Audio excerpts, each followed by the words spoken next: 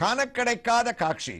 இந்த ராமனை பட்டாபிஷேக திருக்கோலத்தோடு மூலமூர்த்தியாக கும்பகோணம் முதலிய இடங்களிலே பட்டாபிஷேக ராமனாக நாம் தரிசித்திருக்கின்றோம்.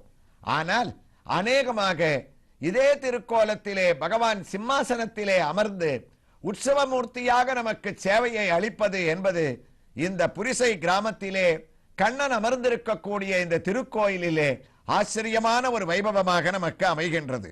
இந்த தரிசனத்தை நாம் அடையும் போது அயோத்தியிலே நடக்கக்கூடிய ராம பட்டாபிஷேகத்தை நேரே தரிசிப்பது போன்ற ஒரு உணர்வானது நமக்கு ஏற்படுகின்றது. இதோ அழகாக இரண்டு புறங்களும் சிங்கமானது அலங்கரிக்க சிம்மாசனம், சீரிய சிம்மாசனம் என்ற ஆண்டாள் நாச்சியார் வர்ணித்த அந்த பீடத்திலே ராமன் தன்னுடைய ஒரு திருவடியை மடக்கிக் கொண்டு மற்றொரு திருவடியை, அதாவது இடது திருவடியை தொங்கவிட்டுக் கொண்டிருக்கக்கூடிய திருவடி தரிசனம்.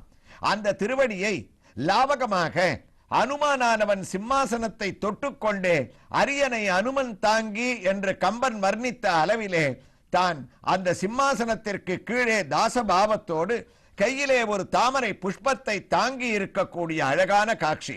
அது மட்டுமா, அந்த தாமரை புஷ்பத்தின் மேல் ஸ்ரீராமச்சந்திரமூர்த்தியானவர் தொங்கவிட்டுக் கொண்ட தன்னுடைய இடது திருவடியை அழகாக தாமரை மேல் தாங்கிக் கொண்டு, நான் கைவண்ணம் தாமரை, வாய் கமலம், என்னுடைய அரவிந்தம் கண்கள் எல்லாம் தாமரை என்று அனுமான் சொல்லுகின்றானோ என்று கேட்பது போல ராஜா ராமனாக கம்பீரமாக அமைந்திருக்கின்றான்.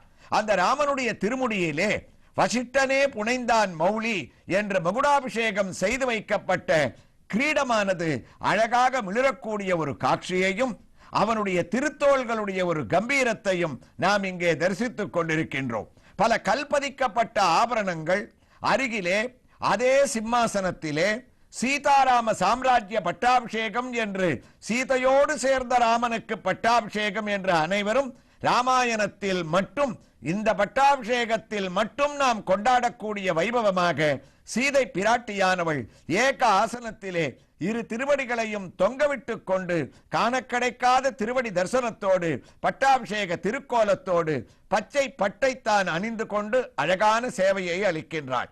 இயம் சீதா மமசுதா என்று ராமனால் அணிவிக்கப்பட்ட திருமாங்கல்யத்தை சார்த்தி கொண்டிருக்க அபய கஸ்தத்துடன் சாந்தமான வெட்கம் கூடிய முகத்துடன் நமக்கு திருமுக தரிசனத்தை அளிக்கக்கூடிய ராமன் சீதைக்கு ஒரு புறத்திலே சத்ருக்னன் சாமரத்தை கையிலே வைத்துக் கொண்டு வீச, மற்றொரு புறம் கைகூப்பிய திருக்கோலத்தோடு லக்ஷ்மணனானவன் நின்றிருக்க, பரதனும் அந்த பட்டாபிஷேகத்திலே ஆனந்தத்தினால் கலந்து கொண்டிருக்கக்கூடிய உயர்ந்த இந்த ஒரு திவ்ய தரிசனம். பரதன், சத்ருக்னன், லக்ஷ்மணன், நடுவே ஒரு சிம்மாசனம், அதிலே கம்பீரமாக ராமன் சீதை, கீழே திருக்கரங்களிலே தாமரை புஷ்பத்தை தாங்கி இருக்கக்கூடிய ஆஞ்சநேயன், அந்த தாமரை புஷ்பத்தின் மேலே தாமரை போன்ற ராமனுடைய திருவடி என்று அயோத்தியாபுர நேதாரம் மிதிலாபுர நாயிகாம் ராகவானாம் அலங்காரம் வைதேகானாம் அலங்கிரியாம் என்று எங்குமே நாம் தரிசிக்க முடியாத ராம பட்டாபிஷேக திருக்கோலத்தை உற்சவமூர்த்தியின் திவ்ய தரிசனமாக இந்த திருக்கோயிலிலே தரிசித்த ஒரு பெரிய ஆனந்தத்தோடு 23வது தசகத்தின் 3வது ஸ்லோகத்திற்கு நாம் திரும்பிவிட்டோம். ஷஷ்டியா ததோது கிருதிபிஷ்டஜகுலஹுக தௌகித்ர சூருரத தஸ்ய சவிஸ்வரூபக தொஸ்ஸோஸ்திரவர்மிதமஜாபய தியோத்ரமஜோஹோ தேவத்வதீய மகிமா கலு சர்வஜைத்ரக. அந்த 60 பேர் அவன் சிருஷ்டிச்ச 60 பேருக்கும் யார் யாரையெல்லாம் விவாகம் பண்ணி கொடுத்தான் 60 பெண்களுக்குன்னு நாராயணியத்துல இந்த ஸ்லோகத்துல சொன்னார். அந்த 60 பெண்கள் மூலமாகத்தான் உலகத்தினுடைய சிருஷ்டியே நடந்ததா. அதனாலதான் தௌகித்திரர்கள்னு இந்த ஸ்லோகத்துல சொல்றார். உலகத்தினுடைய சிருஷ்டினா மனிதர்கள் மாத்திரம் இல்ல, மீன் முதலிய ஜலத்துல வாழக்கூடிய ஜீவராசிகள், பாம்பு பல்லி முதலிய ஊர்ந்து செல்லக்கூடிய இனங்கள், கருடன் கழுகு முதலிய பறக்கக்கூடிய பறவைகள், பசு எருது முதலிய 4 கால் பிராணிகள், அவர்களுக்கு அடுத்த பரிணாமத்தில் மனிதர்கள், தேவர்கள், அசுரர்கள், இவா எல்லாரையும் இந்த 60 பெண்கள் மூலமாகத்தான் உலகமே தக்ஷனுடைய எண்ணத்தை பூர்த்தி பண்ணுவதற்காக அழகாக அமைஞ்சதாம். அப்படிப்பட்ட அந்த ஒரு சிருஷ்டியில காசியபர்ன்ற ஒருத்தருக்கு இந்த தக்ஷன் திதின்ற ஒரு பொண்ணை கல்யாணம் பண்ணி கொடுத்தான். அவர்கள் 2 பேருக்கும் தொஷ்டான்ற ஒரு பிள்ளை பிறந்தது. அந்த தொஷ்டான்றவன் ரசனைன்றவளை மணந்தான். அந்த துவஷ்டாவுக்கும் ரசனைக்கும் ஒரு புள்ள பிறந்துதான். அவனுக்குத்தான் விஸ்வரூபன்னு பேரு. அந்த விஸ்வரூபனுடைய சரித்திரத்தை சொல்றதுக்காகத்தான் பட்டத்திரி இந்த ஸ்லோகத்தை ஆரம்பிச்சு 60 பெண்கள் அவர்களுக்கு பின்னாடி இந்த வம்சத்துல விஸ்வரூபனை பத்தி மாத்திரம் குறிப்பிடுறார். காரணம் என்னன்னா, அந்த விஸ்வரூபன் தான் பின்னாடி தேவதைகளுக்கே புரோகிதராக இருந்தவனா, எல்லா வேதத்தையும் அத்தியனம் பண்ணவன், ரொம்ப சாத்வீகி அவன். அந்த தக்ஷனுக்கு தௌகித்ரனுடைய பிள்ளை அப்படின்னு இந்த ஸ்லோகத்தில் அவர் சொல்றார். தௌகித்ரன்னா பேரன்னு அர்த்தம். அவனுடைய பேரனான துவஷ்டாவுக்கு பிறந்தவள் இந்த விஸ்வரூபன் அப்படின்னு சொல்லி சஷ்டியா ததோ துகிருத ஸ்ருஜத குலஹூகம் தௌகித்ர சூனுரத தஸ்ய ச விஸ்வரூபகம். அந்த விஸ்வரூபனுடைய சரித்திரத்தை நான் ஆரம்பிக்கிறதுக்கு காரணம் என்ன தெரியுமா? குருவாயூரப்பா, உலகத்துக்கே தேவதைகளுக்கு தலைவனாக இருந்த தேவேந்திரனுக்கே இவன் ஒரு அனுகிரகத்தை பண்ணான்னு ஒரு சின்ன சரித்திரத்தை சொல்றாராம். அதாவது இந்த விஸ்வரூபனுடைய பெருமை என்னன்னா, தேவேந்திரன் ஒரு நாள் சபையில அங்க நடக்கக்கூடிய நாட்டியங்களை பார்த்துட்டு அதுல லயிச்சு இருந்தானா. அப்ப தேவகுருவான பிரகஸ்பதி அங்க வந்தார். அவரை இவன் கவனிக்கவே இல்லை. தேவேந்திரான்னு கூப்பிட்டார். அப்போ லட்சியம் பண்ணல. தேவகுருவான பிரகஸ்பதி வந்து கூட இவனை லட்சியம் பண்ணாதனால இவனுக்கு ஒரு பாவம் ஏற்பட்டுட்டான். அவர் கோபிச்சுட்டு ஒன்னும் சாபம் கொடுக்கல, இவங்கிட்ட கோபமா பேசல. சரி, இவன் கவனிக்கல, இந்திரன் இவ்வளவுதான் சொல்லிட்டு சபையை விட்டு வெளியில போயிட்டார். ஆனா பட்டத்திரி சொன்னார், குருவாயூரப்பா, ஒரு மகான்கள் ஒரு சாதுக்கள் நம்ம வீட்டுக்கு வர சமயத்துல அவர்களுக்கு உபச்சாரம் பண்ணாம இருக்கிறதோ, அவர்களை கவனிக்காம இருக்கிறதோ, அதை பரம பாக்கியமாக நம்ம எடுத்துக்காம இருக்கிறதோ என்ன பண்ணும்னு சொன்னா, ஆபஸ்தம்பர்ன்றவர் ஒரு சூத்திரத்துல எழுதினாராம், நம்முடைய ஆயுள் அது குறைக்குமா. எப்படி ஆயுள குறைக்கும்னா, சாதுக்களை அவமதிச்சோன்னு சொன்னா நம்முடைய மூச்சு காத்தினுடைய வெளிக்காத்து அதிகமா போயிடுமா, உள்ள இழுக்கிறது குறைஞ்சு போயிடுமா. ஆயுள் எப்ப விருத்தியாகும்னு சொன்னா பிராணாயாமம்னு சொல்லுவோம். யோக சாஸ்திரங்கள்லாம் விவரமா பேசுறது, மூச்சை இழுத்து அடக்கி பிடிக்க பிடிக்க ஆயுளானது விருத்தியாகும். மூச்சை அதிகமா விட விட ஆயுளானது குறையும். சாதுக்களை நிந்தனை பண்றதுன்றது ஆயுளை குறைக்கும். அதே சாதுக்கள் நம்ம வீட்டுக்கு வந்து அவர்களை உபச்சரணம் பண்ணோம்னு சொன்னா அவர்கள் கிட்ட இருக்கக்கூடிய ஒரு சக்தி இருக்கே, அந்த ஒரு சக்தியை நம்முடைய மூச்சு காற்ற அடக்கக்கூடிய தன்மையை, வெளிக்காற்ற அடக்கக்கூடிய தன்மையை அவர்கள் ஏற்படுத்துவா. இந்திரனுக்கு இது புரியல. பிரகஸ்பதி அப்படி கோச்சுன்னு போயிட்டார். ஆனா மறுநாள்ல இருந்து இவருடைய பராக்கிரமம் குறைய ஆரம்பிச்சது, செல்வம் குறைய ஆரம்பிச்சது. எங்க போனாலும் திடீர்னு ஒரு அவமரியாதை. என்ன காரணம்னு புரியல. அப்பத்தான் தேவதைகள் சொன்னா, பிரகஸ்பதி இங்க வந்த போது நீங்க அவரை கவனிக்கலேன்னு.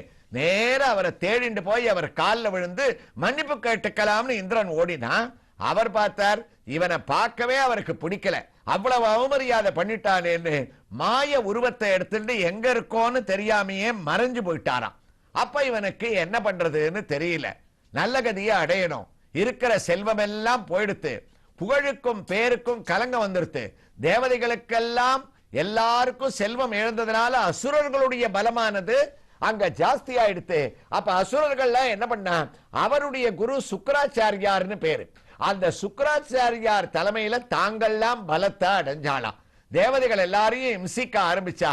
தேவேந்திரன் பார்த்தான், இதுக்கு ஏதாவது ஒரு வழியை தேடணும்னு நேர பிரம்மாவனுடைய காலில் போய் விழுந்தானாம். பிரம்மாவே, என்னுடைய கதி உங்களுக்கு தெரியும், நான் பண்ண தப்ப பத்தியும் நான் இப்ப ஒத்துக்கிறேன். நான் நல்ல கதியை அடையணும், மறுபடியும் எனக்கு செல்வெல்லாம் கிடைக்கணும். அந்த செல்வத்தை நான் அடையறதுக்கு நீங்க தான் ஒரு உபாயத்தை சொல்லணும்னு அவரிடத்துல பிரார்த்தனை பண்ணானா.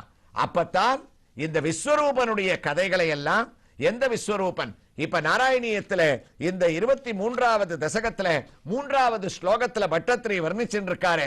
தௌகித்ர சோனுரத தஸ்ய ச விஸ்வரூபகா தொஸ்ஸோஸ்திரவர்மிதமஜாபயமிந்திரமாஜோ. அவனை பத்தி பிரம்மா சொன்னாராம். விஸ்வரூபன் ஒருத்தன் இருக்கான், நேர அவன் காலில் போய் விழு, அவனை குருவா ஏத்துக்கோ, அவன் உனக்கு அனுகிரகம் பண்ணுவான். உயர்ந்த நாராயண கவச்சம்ன்ற ஒரு உயர்ந்த சோஸ்திரத்தை அவனுக்கு உபதேசம் பண்ணுவான். நீ அவனிடத்துல அதை உபதேசம் பெத்துண்டு விஸ்வரூபன் மூலமாக எழுந்த செல்வத்தை அடையலாம்னு தேவேந்திரனை அனுப்புறாராம். அதத்தான் விஸ்வரூபன் பிறந்ததை சொன்னான். திடீர்னு தேவேந்திரனுக்கு ஏற்பட்ட அவமானத்தை பாகவதம் பேசித்து. காரணம் என்னன்னா, இந்த 2 சரித்திரத்தையும் ஒன்னா சேர்த்தோம்னா கதை நமக்கு புரியும். இந்த விஸ்வரூபனை தேடிண்டு தேவேந்திரன் அவர்கள் இருக்கக்கூடிய இடத்துக்கு ஓடி வந்தா, விஸ்வரூபனை வணங்கினா, நீங்க தான் எனக்கு குருவா இருக்கணும், நல்ல உபதேசத்தை பண்ணணும், என்னுடைய குருவான பிரகஸ்பதியை நான் மதிக்காம அவமானப்படுத்தினேன். அவர் என்னை பார்க்க விரும்பாம உலகத்துல எந்த பாகத்துல இருக்காருன்னே தெரியல. எனக்கு நல்வழியை காட்டணும்னு விஸ்வரூபனிடத்துல வந்தானா. விஸ்வரூபன் சொன்னா, உன்னை விட வயசுல ரொம்ப சிறியவன், நான் போய் உனக்கு குருவா இருக்கிறதாவது அதெல்லாம் நடக்காத காரியம்னார். தேவேந்திரன் சொன்னா, பிரம்மாவனுடைய உத்தரவு, எவன் ஒருத்தன் ஞானவானோ நல்ல அறிவை பெற்று இருக்கானோ, எவன் ஒருத்தன் நல்ல விஷயங்களை சத்துபதேசமாக பல பேருக்கு புரியும்படியாக சொல்றானோ, அவனிடத்துல வயசு வித்தியாசத்தை நம்ம பார்க்க வேண்டிய அவசியம் இல்லை. அவன் வணங்குவதற்கு தகுந்தவனாகிறான்னு தர்மசாஸ்திரமானது சொல்றது. அதனால நீங்க விவேகி, ஞானத்தை அடைஞ்சவர், அதனால வயசை பத்தி கவலை இல்லை.